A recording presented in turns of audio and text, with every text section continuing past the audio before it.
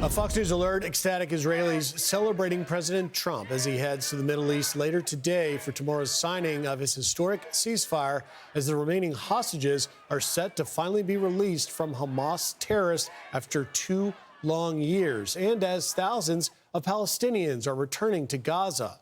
The U.S. deploying CENTCOM troops to help monitor the ceasefire without boots on the ground in Gaza.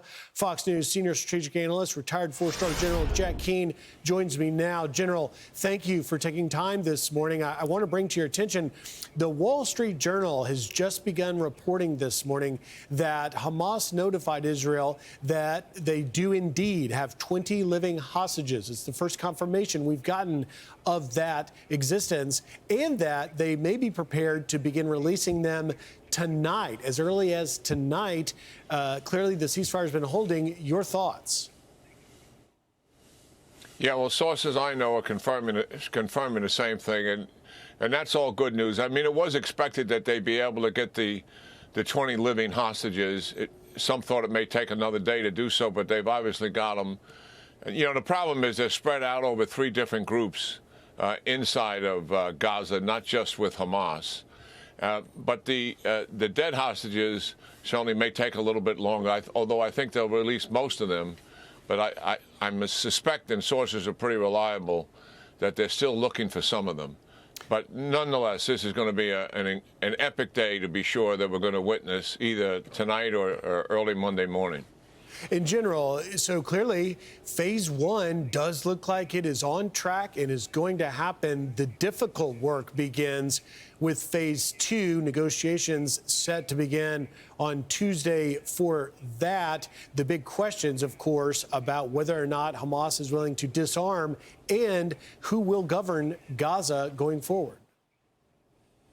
Yeah, well, certainly that's the challenge here. I mean, phase 1, lots of credit to President Trump for sure in bringing us to this point and resetting the whole table. When he became president, he looked at the strategy in dealing with Israel was all wrong, and he gave Netanyahu the green light to attack Hamas and try to finish it, because they started it, to attack Hezbollah and decapitate them, and then also gave them the green light to attack Iran, and we delivered the decisive blow. And when Netanyahu said, look, the only way we're going to get the hostages out and remove Hamas as the governing body is I got to go back in there into Gaza City. And he gave him the green light to do that. So here we're using military force to achieve a political objective. And President Trump was 100% behind that.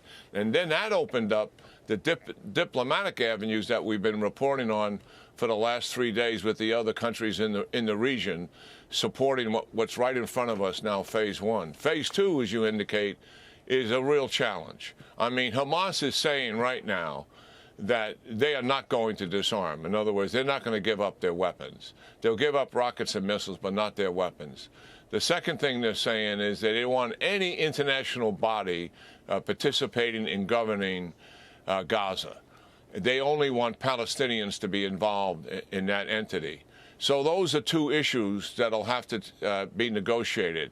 Negotiations begin supposedly on Tuesday, and everybody who is looking at this knows this is a difficult challenge ahead.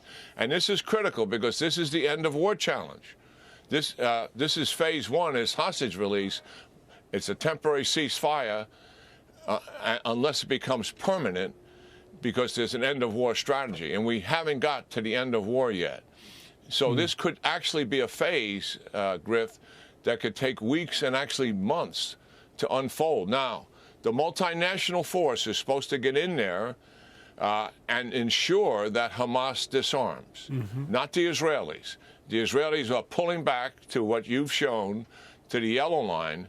And if that operation fails completely, in other words, the multinational force cannot get them to disarm, Hamas has refused to do that, President Trump has given Prime Minister Netanyahu the green light, and he said it publicly at the press conference in Washington, D.C., that he can go back in and forcibly disarm them.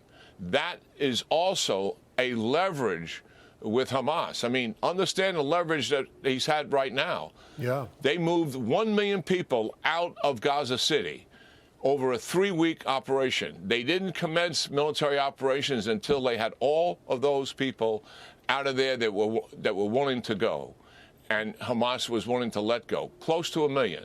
Yep. That was quite remarkable. Then they surrounded Hamas.